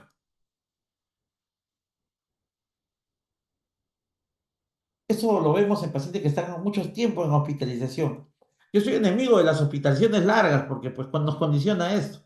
Y a veces no es que quisiéramos votar al paciente, sino que el paciente debe estar el tiempo prudencial en un hospital, ¿no? Donde se le puede hacer todos los análisis por los cuales ellos han venido, ¿no? Por eso, por ejemplo, mi trabajo es, cuando paso la visita, es que el residente me tenga el plan de trabajo, ¿no? Porque el plan de trabajo no va a determinar la cantidad de días que el paciente va a estar hospitalizado. Porque si hacemos el plan de trabajo y vamos por una parte, por minucias, la estancia se prolonga y existe la posibilidad de que el paciente haga estas infecciones, ¿no? como vemos esas lesiones algodonosas en el paladar, ¿no? Y que eso se extiende hacia el esófago, hacia el pulmón y hacia el estómago e intestinos, ¿no? Y en la candidiasis, en este caso, pues lo que vamos a ver es la candidiasis pulmonar. eh, es producida menos frecuente por la Candida albicans, más por la glabrata, ¿no? Es un oportunista que se presenta en neutropénicos, los que utilizan nutrición parenteral, ¿no? Manejado por soporte nutricional. Cuando se usa antibióticos de amplio espectro por el tiempo prolongado o cánulas de oxígeno por un tiempo pues prolongado, ¿no? Tanto cánulas de oxígeno o cánulas de alto flujo, ¿no? Que ahora pues lo usamos de forma regular. La clínica es una tos productiva, la presencia de fiebre en un paciente que aparentemente no tenía temperaturas elevadas y la disnea progresiva, ¿no? El paciente en nuestra cara se comienza a agitar, ¿no? Y nosotros estamos pensando en una neumonía nosocomial, pero dentro de las neumonías nosocomiales ya tenemos que pensar en hongos. Y si va asociado pues, a estas lesiones, pues hay que considerar esa posibilidad. Igual son infiltrados que no estaban en la radiografía previa, ¿no? Y aparecen en una radiografía de control en el paciente, que no lo tenía antes del ingreso. Son infiltrados lobales o múltiples y el diagnóstico se hace por el cultivo de esputo en secreciones hemocultivo o llegan hacia la broncofiloscopía con el lavado bronquial alveolar. Hay que retirar los drenajes y el manejo es con aflotericin 0,5 miligramos en infusión o el boriconazol 100 miligramos por kilo cada 12 horas, ¿no? Una vez que garanticemos la vía no venosa y demos una terapia pues, adecuada, que puede ser entre 7 a 10 días, lo pasamos a vía oral, ¿no? Muy bien, el primer punto ha sido cubierto en una hora. Todo bien, ¿no? ¿Me escucharon bien? Sí, doctor, sí se escucha. Perfecto. Sí, Esta doctor. es la segunda parte, que es la de parasitosis. Es una clase larga, como les dije, ¿no? Hay un millón de cosas por qué hablar, ¿no? Pero pues estamos tratando de centrarnos en lo más práctico y lo que nosotros usamos en el día a día, ¿no? Y en ese caso, pues parasitosis pulmonar entra también en el diagnóstico diferencial, ¿no? De patologías pulmonares en cuadros de consolidación, ¿no? Y pues vamos a ver estos a continuación. En parasitosis, ya, los mecanismos de infección pueden ser directos a través del ciclo vital del parásito, ¿no? Como sucede, pues, en la equinocosis, ¿no? Secundaria por una infección de otro órgano, que, pues, ejemplo, el hígado, ¿no? Las amebiasis, una invasión directa del parásito o una respuesta inmune del huésped, ¿no? Sin necesidad del parásito, pero sí la respuesta, como sucede en la hidatidosis, propiamente dicho, cuando se rompe el quiste, ¿no? Desatan una respuesta de la IgG, ¿no? Formando complejos inmunes que destruyen el parásito y que pues son eliminados por los macrófagos, pero a nivel sanguíneo desarrollan una reacción de hipersensibilidad tipo 3, ¿no? La presencia del antígeno con el anticuerpo, produciendo un cuadro de neumonitis, ¿no? En estos pacientes, sin necesidad de que el germen esté ahí, ¿no? Y son distintos tipos de parásitos, ¿no? Recordarán ustedes en parasitología. Los nematodes, que son los propios gusanos, son los ascaris lubricoides, los estrongiloides y las uncinarias, que son constituidas por el anquilostoma y el necátulo. Bien raro. He visto dos casos de la buchureria. Probablemente si soy médico de Madre de Dios voy a encontrar más casos, ¿no? Porque por ahí viene la infección en la zona de Puerto Maldonado y límites de frontera con Brasil y Bolivia en la zona selvática. Podemos encontrar trematodes, ¿no? Que son el Paragonimus peruvianus y el Schizostoma manzoni, que sí son más en Brasil, ¿no? Aunque algunos casos han sido reportados en Perú, en la selva de Bolivia, de Perú-Bolivia. Césodes, Echinococos granulosos y tenias, que son bien raras, ¿no? Las tenias. Como protozoo propiamente tenemos la entamoeba histolítica, la mebiasis, el plasmodium falciparum y la toxoplasmosis. Vemos los primeros parásitos que son pues el Ascaris lubricoides, ¿no? Que se caracterizan por tener un cuerpo nacarado, ¿no? Y que crecen pues en grandes dimensiones. Mi primer contacto con esto fue pues cuando hacía la residencia, ¿no? Y llegó un paciente con pancreatitis y como una secuela de una condensación pulmonar. Y llegó a la emergencia, ¿no? Cuando era residente. Y el paciente, pues, presenta un vómito, ¿no? Va al baño, presenta un vómito y en el vómito elimina el parásito, ¿no? Tanto así que el paciente llega y nos dice, doctor, algo se está moviendo en el baño. Entonces nosotros vamos a ver y pues efectivamente era un parásito de características nacaradas, ¿no? Y el paciente estaba haciendo una pancreatitis por ascaris y estaba haciendo un compromiso pulmonar que después fue catalogado como un síndrome de Leffer, ¿no? Que vamos a ver seguro a continuación. Y el ascaris es común de distribución cosmopolita, de preferencia en los climas templados y tropicales, más frecuente en niños expuestos a suelos contaminados y una mala salubridad. Se transmite siguiendo el siglo mano, acá falta, mano, ano, boca, ¿no? Ingresa por la boca, pasa por el intestino delgado, las larvas atraviesan la mucosa, la perforan, luego por vía hematógena llegan a la circulación pulmonar y llegan hasta los alvéolos. Rompen el alvéolo produciendo una hemoptisis, nuevamente se trasladan a través de la laringe y son deglutidos para llegar nuevamente al aparato digestivo donde maduran y eliminan los huevos en las heces y el paciente pues sale por las heces, ¿no? No hace una reinfección endógena, ¿no? Este es el ciclo biológico. ¿Por qué les digo eso? Porque vamos a ver una entidad que sí produce infección endógena. En este caso es el ciclo ano-boca, ¿no? Que es el que se forma. Mano, ano, boca. Y a veces no lo sospechamos. ¿Y quiénes son? Pues son los niños a veces que en los nidos, en los preescolares, juegan con la plastilina o se intercambian la plastilina y la tiene la plastilina ahí, ahí, ahí.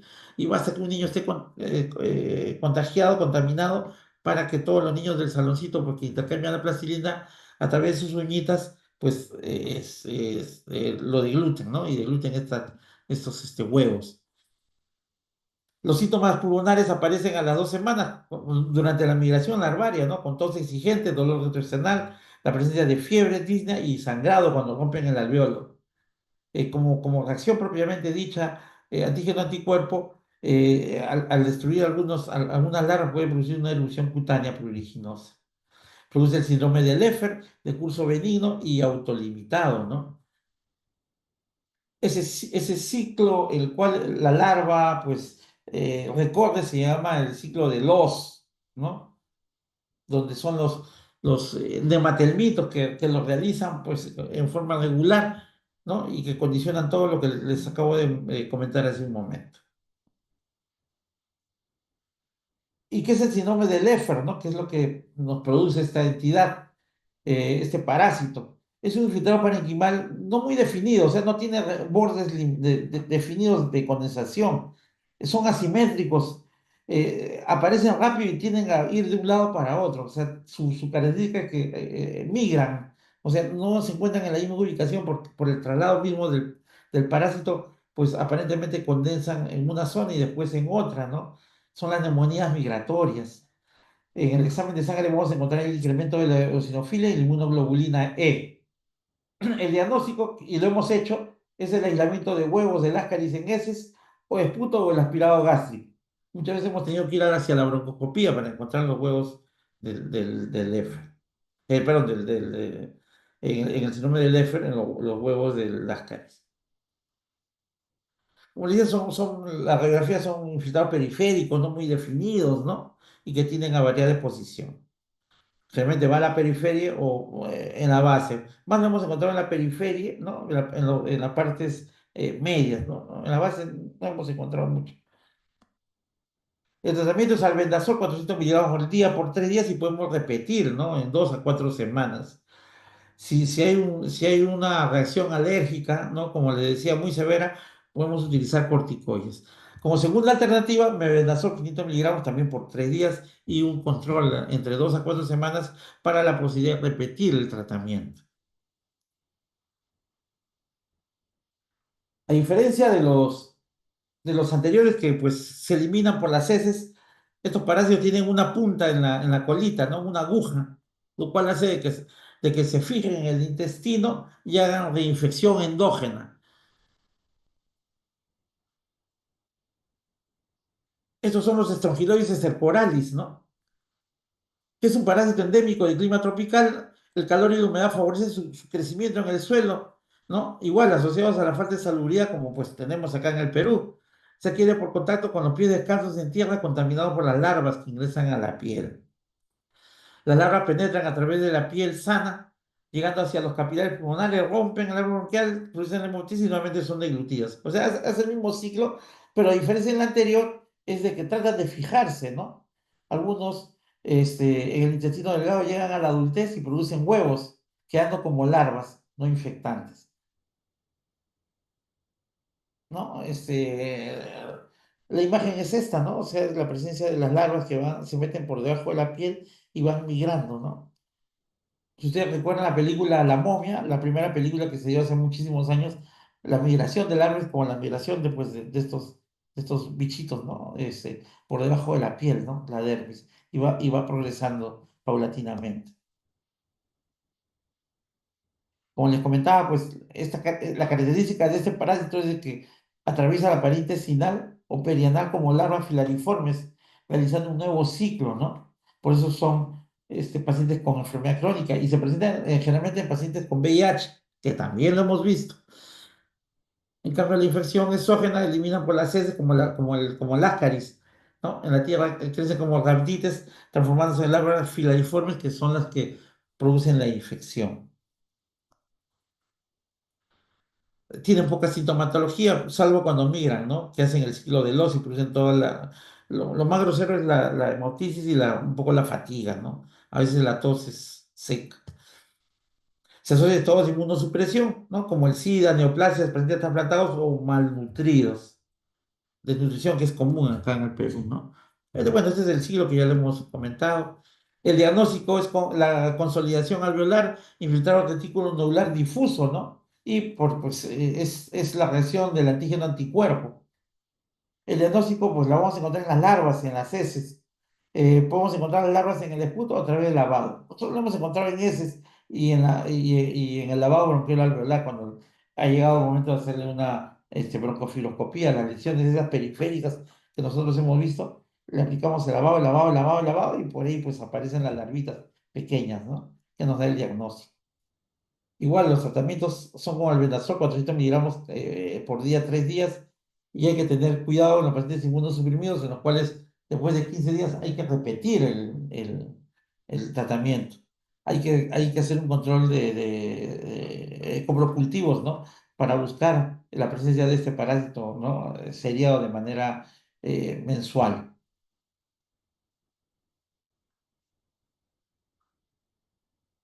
Este grupo de parásitos pues tiene su característica, le gusta morder, son mordelones, son.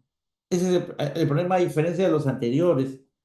El Ascaris producía el ciclo de Loss, el síndrome de Leffer, el estrongiloide pues producía la infección endógena, pero este parásito pues le gusta morder y por lo tanto le gusta hacer sangrar a los pacientes, ¿no? Y esa es su característica, como son los dos tipos que se presentan tanto en Europa como en América. En Europa, pues, es el anquilostoma duodenal y en América es el Necator americano, que es el que nosotros vemos en las funcionarias. E igual, de manera el hombre se infecta al contacto con piel en la tierra contaminada con las heces con las larvitas, que es lo que nosotros hemos visto, por ejemplo, en las zonas mineras, en las zonas de altura. Lo hemos visto, lo he visto directamente. Al penetrar en la piel produce dermatitis y una irritación local, llegan a la circulación, de ahí a los capilares pulmonares y hacen todo el ciclo de los, ¿no? Que ustedes ya saben, ¿no? En la microscopía electrónica, pues vamos a ver la boca del parásito, ¿no? Que es caracterizado como los dientes que parecen los dientes de un tiburón, que es el que muerde la mucosa y le hace sangrar, ¿no? Esa es su característica. En los niños le produce anemia, o sea, el niño va a estar anémico por la pérdida sanguínea. Es similar al Ascaris, porque el ciclo de Loos, al morder la vellosidad intestinal, producen gran sangrado y anemia hipocrómica, más hipoproteinemia, similar al estrongiloides, ¿no? Su signo, pues son los niños que tienen anemia por la penetración cutánea, por la piel de los dedos, migra y van mordiendo, mordiendo, mordiendo. Podemos encontrar sangre oculta en heces, porque pues es en las vellosidades intestinales donde pues también le gusta ingresar mordiendo. Hay pérdida de proteínas, malnutrición, eosinofilia marcada y el síndrome de Leffler, de las que son las neumonías migratorias, ¿no? Así le llaman. Igual, ¿no? Sobre el Leffler, tratamiento de albendazol 3 días o mebendazol por 3 días y un control en 2 a 4 semanas en las cuales podemos repetir el tratamiento, ¿no? Se ven así los infiltraditos, es un niño, ¿no? Con un infiltrado subdérmico.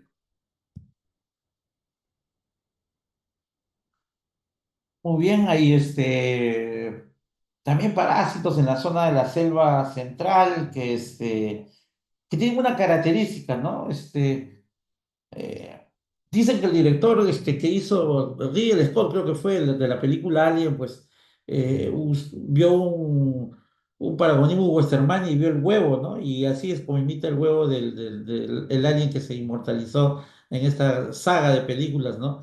Viendo este parásito, pero en este caso fue el westermani, ¿no? Nosotros tenemos el paragonismo peruviano. Entonces, como se van a recordar ustedes en microbiología, la característica del huevo del paragonismo es como la característica del huevo del alien de la película. Entonces, esa es la fijación que tiene que tener recordando este parásito. Es endémico en la zona del Perú, ¿no? En la zona de San Pablo, Cajamarca, donde les gusta comer el famoso ceviche serrano, que le llaman, que es el cangrejo contaminado.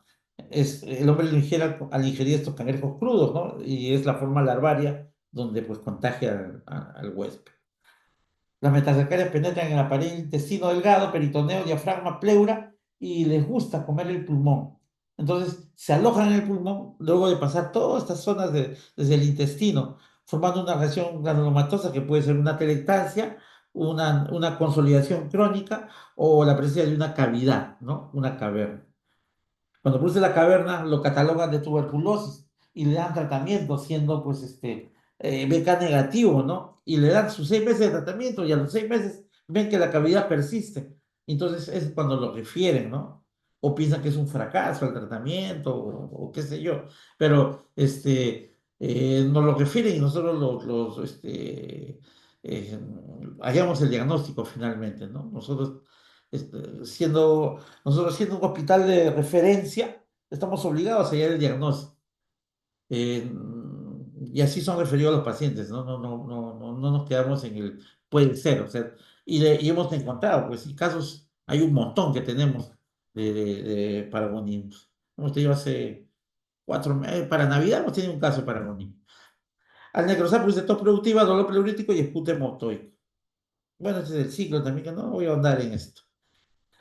Por ejemplo, aquí vemos en la radiografía, en la base del pulmón derecho, una lesión cavitada, ¿no? Basal, y que parece una tuberculosis primaria, ¿no? Donde pues nosotros vemos, yo cristianamente le buscaría pues un grado de inmunosupresión, ya que la lesión es basal, ¿no? Y pues cavitada, ¿no? Con una inmunidad pues baja en el paciente. Pues sin embargo no encontramos nada de eso, ¿no? Sino que sencillamente el parásito ha migrado del hígado y como ha encontrado bastante tejido pulmonar, se ha quedado ahí y ahí se ha mantenido, ¿no? Digiriendo el pulmón. En la radiografía todas son cavidades pequeñas, son unas atelectasias basales. Ojo que estamos hablando del Paragonium peruviano, y no estoy hablando del Paragonium westermani, que está en sus celulares o en todos los libros, ¿no? El Paragonium westermani es propio del Asia, ¿no? Aquí tenemos nuestra propia flora, nuestra propia patología, nuestros propios parásitos, ¿no? Vamos a encontrar huevos en las heces o en el esputo. Y el tratamiento hay que reportarlo a los institutos de medicina tropical, ¿no? Que puede ser el Von Humboldt de Cayetano o el Instituto de Medicina Tropical de San Marcos, donde tienen el praziquantel.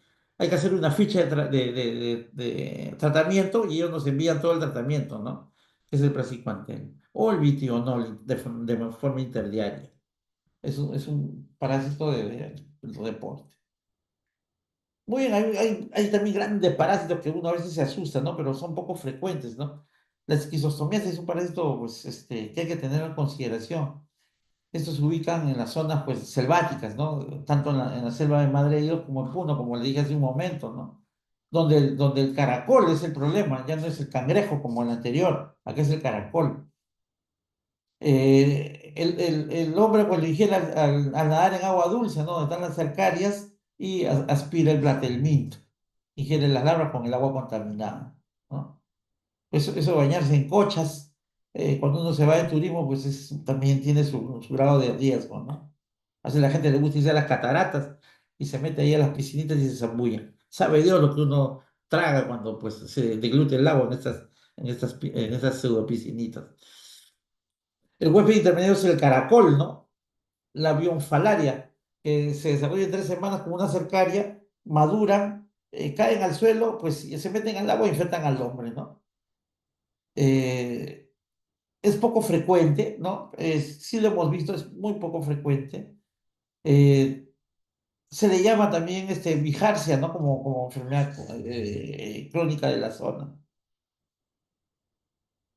La larva penetra por la piel, tejido subcutáneo, van a los vasos pulmonares, mesentéricos y portales, donde se vuelven adultos, poniendo huevos en el intestino y vejiga, donde migran a través de la circulación venosa. Las larvas producen fiebre, diarrea, cefalea, presencia de la alteración de res, ¿no? Con ganglios y compromiso del hígado y el vaso. Presencia de eosinófilos, que es una de sus características, es que la eosinofilia es bien alta, ¿no? Es bien marcada.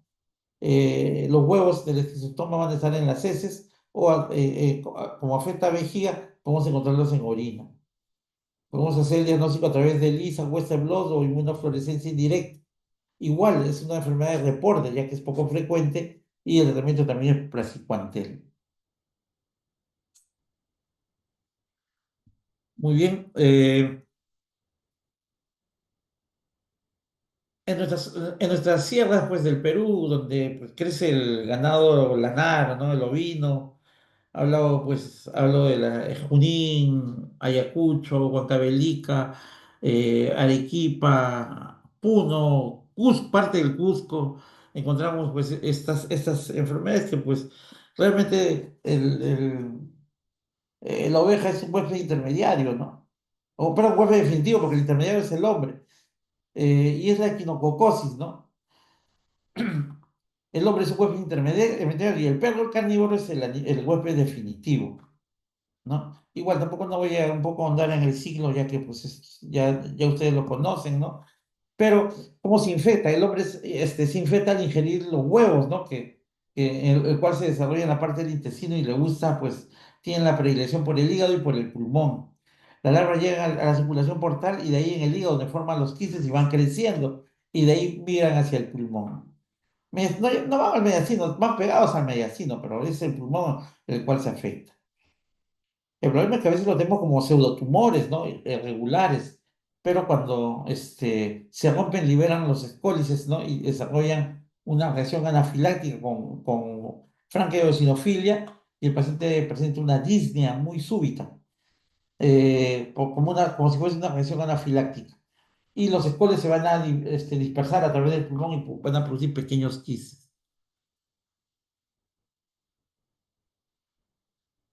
La membrana, hace 2 semanas tuvimos una hiatidosis en el servicio, en el cual ya estaba el quiste estaba reventado, ¿no? O sea, ya había hecho ya la diseminación.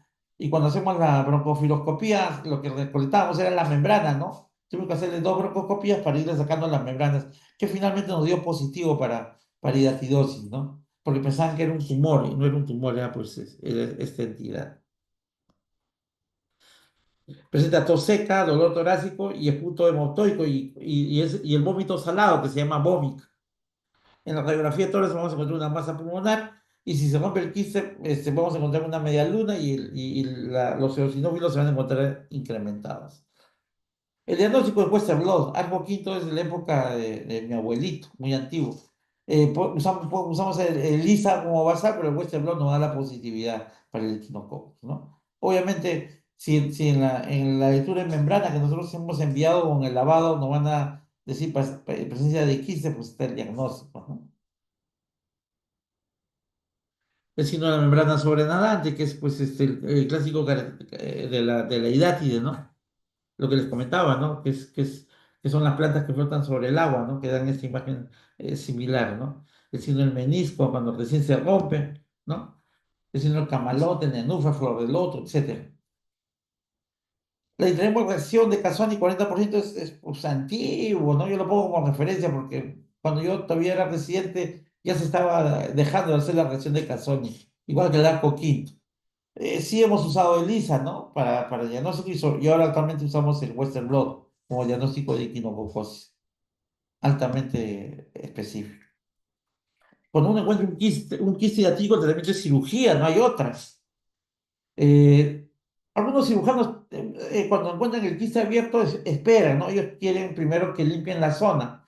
Y limpiar la zona es darle albendazol, por lo menos durante unos 3 meses, y de ahí ingresar hacia el quiste y resecarlo. Si el quiste no puede ser roto, pues el tratamiento debe ser médico, ¿no? Y hablar con el paciente, decirle cuáles son las atingencias que puedan presentarse, ya que una cirugía en pacientes con una función pulmonar límite, pues no es lo adecuado. Muy bien, ya estamos terminando. Hora y media había calculado, o sea, estamos a terminar 4:20 más o menos. Muy bien, vamos a. eh, Eso también lo encontramos cuando nos bañamos en las piscinas, ¿no? Causado por la mebiasis, la mebiasis histolítica, que es de forma difusa. Se produce por la ingesta de agua contaminada, con perforación del diafragma, produciendo un absceso hepático, y luego migra al pulmón, produciendo un derrame pleural que cuando uno le mete la aguja, pues sale el líquido achocolatado, ¿no? Así, tal cual, el color del chocolate. Y de ahí se forma un absceso pulmonar, ya que infecta por continuidad el pulmón.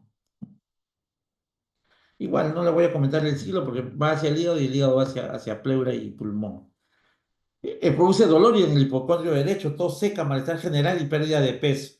Hay una leucocitosis con eosinofilia. En la radiografía vamos a encontrar una lesión cavitada con nivel, ¿no? Basal, que es la imagen clásica del absceso. El diagnóstico definitivo a través de los trofoditos en esputo o aspirado bronquial o a través del drenaje, ¿no? Que pueda tener cuando pues si nosotros encontramos un material achocolatado, hay que ponerle el tubo de drenaje, ya no se puede usar toda la consistencia repetida. Y esa muestra es la que se envía, ¿no? A través del tubo de drenaje. ¿No? Estas son más imágenes, ¿no? De esta enfermedad. La meba, pues, forma el empiema, ¿no? En las zonas sublesionales. Generalmente en el lado derecho, porque es la continuación del hígado. El tratamiento metronidazol, 750 miligramos cada 8 horas por 7 a 10 días. Nitazosanida, pues está como tratamiento alternativo, pero pues está por ahí, no se usa tanto. Con el metronidazol los pacientes se controlan, ¿no? Este es un reporte americano, el cual consideran una terapia alternativa. El drenaje percutáneo y luego la cirugía, si es necesario, para limpiar la zona o eliminar el tejido dañado del pulmón, ¿no? Que esto lo ha producido.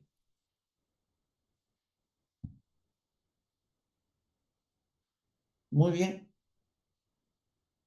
Esto es para los estudiantes de medicina que les gusta criar gatos, ¿no? También hay que tener bastante cuidado en cuanto a las parasitosis, porque lo hemos visto, lo hemos visto. Y esta es una imagen característica de un estudiante de medicina con su mascota.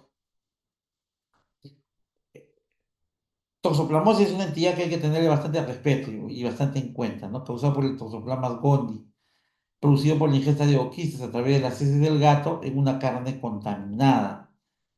Hay 4 formas de presentación. La forma congénita, la cual produce una diseminación, que es posterior a una gestación.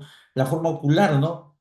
Que es la secuela de la anterior, que es una infección congénita, la cual retrae la retina y produce ceguera. La forma adquirida, que es por la ingesta de las carnes contaminadas, y la forma diseminada en el paciente inmunosuprimido. Esa es la presencia de una retracción, ¿no? Que es la que produce la toxoplasmosis, ¿no? En la retina, la cual va retrayendo, ¿no?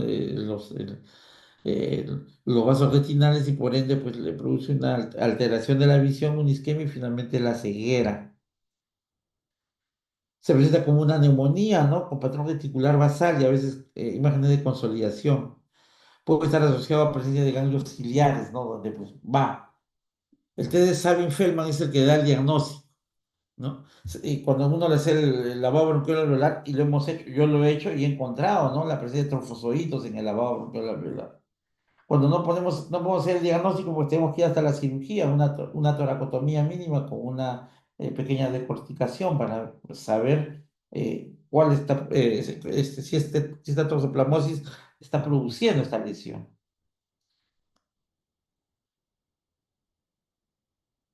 Hay que tener cuidado en el tratamiento, ¿no? Pirimetamina, ¿no?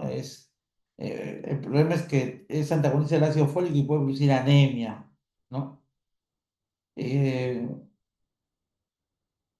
Hay tratamientos alternativos, como por ejemplo en las gestantes, ¿no? Donde la piritamina puede ser puede producir una teratogenicidad. Entonces, podemos usar la espiramicina y pues darle una mayor dosis. En VIH las terapias son combinadas, ¿no? No solo la pirimetamina, ¿no? Sino la sulfadiazida y el ácido folínico, ¿no? Eh, Pocas veces usamos la clindamicina, pero está allí, ¿no? Como una terapia alterna. Muy bien, creo que llegaba el tiempo. Bueno, me faltaron 3 minutos.